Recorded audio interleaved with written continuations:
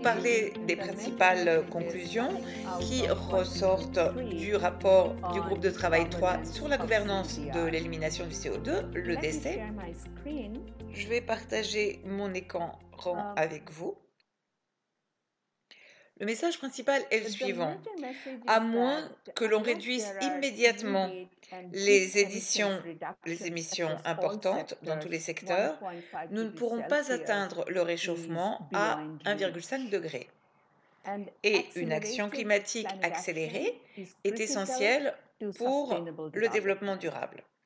Les preuves sont claires. Il faut agir maintenant. Il y a des options qui sont disponibles maintenant dans tous les secteurs et qui pourraient réduire de moitié, au moins, les émissions d'ici à 2030. Donc, il y a des actions d'atténuation dans ces décennies qui pourraient réduire les besoins de décès d'ici à 2100. Ceci est également l'une des principales conclusions du rapport spécial du GIEC sur le réchauffement à 1,5 degré. Et donc, il y a ici une trajectoire qui montre comment un scénario à faible demande réduit les demandes de décès nécessaires par rapport à des scénarios à grandes émissions. Et plus vite nous allons réduire les émissions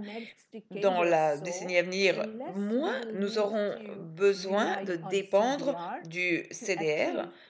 le décès, pour avoir des émissions net zéro ou pour inverser le changement climatique que l'on a déjà provoqué. Tout retard dans ces politiques climatiques augmente de façon importante le verrouillage du carbone et les défis de gouvernance, et ça implique une dépendance aux technologies de décès. Pour la première fois, le rapport du GIEC a débattu largement des méthodes de décès dans le chapitre 12. Il a également consacré un chapitre entier aux actions d'atténuation vues du côté de la demande. Dans le chapitre 5 du rapport 3 du groupe, il est montré que du côté de la demande et au niveau mondial, il y a un potentiel d'atténuation inexploité qui pourrait réduire les émissions mondiales entre 40 et 70% d'ici à 2050 si l'on commence immédiatement à échelonner des politiques, à donner l'accès à des infrastructures et à utiliser des technologies qui ont déjà été testées et qui se sont avérées efficaces. Il y a un tableau dans le chapitre qui résume les scénarios à long terme qui visent à minimiser le niveau de service et des ressources et donc pour pouvoir ceci est évalué par le corps croissant de littérature, et donc il y a des scénarios à faible demande qui peuvent réduire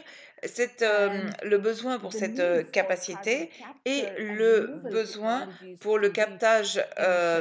du carbone, et ceci permet d'atteindre les objectifs de température. Historiquement, la plupart des scénarios d'atténuation à long terme ont pris des approches centrées sur les technologies qui dépendent fortement de solutions d'approvisionnement, et ils utilisent l'élimination du CO2 en particulier dans les scénarios de réchauffement à 1,5 degré. Et donc, il y a moins d'attention qui a été accordée à des scénarios de forte atténuation, à la fois dans des modèles d'énergie de demande et de modèles d'énergie de demande. Ces trois déclarations fort probables doivent être lues ensemble dans le rapport du groupe de travail 3 qui envoie des messages clairs, à savoir que le déploiement à grande échelle de l'EDC pourrait ne pas être aussi efficace que prévu, et tout dépend du type de décès utilisé, et cela pourrait avoir des conséquences négatives sur la disponibilité alimentaire, la biodiversité, l'emploi, le stress hydrique, l'accès à l'énergie et la possibilité de payer l'énergie et les ressources minières. Donc, ça veut dire que ça pourrait ne pas être une stratégie non viable d'extraction du carbone dans les 10 ou 20 ans à venir. Et également, le déploiement à long terme implique une grande dépendance aux méthodes de décès dont la plupart n'ont pas encore été appliquées à grande échelle, ce qui est également représenté dans l'un des diagrammes du rapport sur le fait que ces technologies ne sont pas encore prêtes. Toutefois, une plus faible demande en énergie qui serait obtenue par des changements des comportements ou par l'utilisation des infrastructures ou par l'apport d'un changement de l'utilisation finale des technologies d'énergie pourrait réduire les émissions car les demandes et donc la demande en ENC serait bien inférieure car les émissions réduites du côté de la fourniture à travers la baisse des demandes seraient bien inférieures aux émissions totales qui sont envisagées pour 2050. Dans le rapport du groupe de travail 3, les trajectoires d'atténuation illustrative incluent un ensemble de transformations qui montrent comment les choix que l'on fait pourraient conduire à des transformations nettement différentes qui pourraient maintenir le réchauffement en dessous des 2 degrés ou de 1,5 degré. Et par ailleurs, ce qui est important de voir, c'est qu'un accent plus grand mis sur l'atténuation de la demande implique une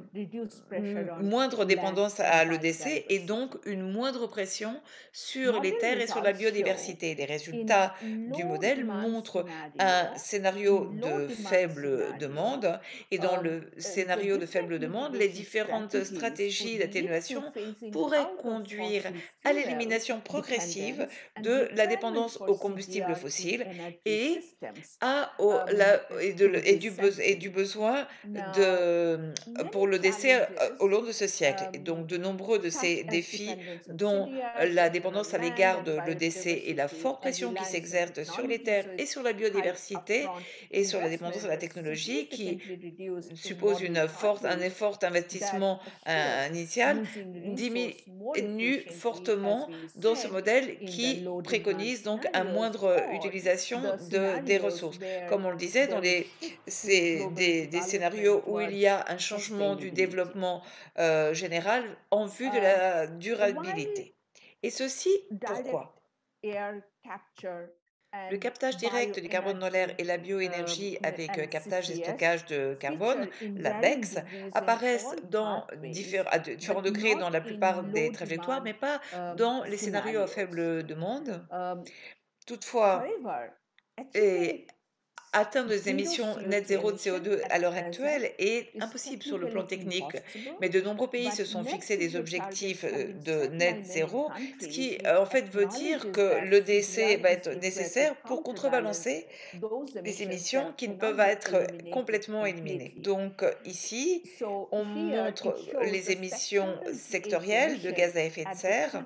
au moment des émissions net zéro, comparées donc aux émissions modélisées de 2019 dans les différentes trajectoires d'atténuation qui sont illustrées. Mais il reste quand même des émissions qui, pour la plupart, ne sont pas des émissions de CO2 dans tous les secteurs. Et ce qui implique, c'est que dans ce contexte, il est très utile de savoir si le pays a pour objectif des émissions net zéro de CO2 ou de gaz à effet de serre, car la plus grande partie des émissions qui ne peuvent pas être éliminées doivent être contrebalancées par des mesures de décès et que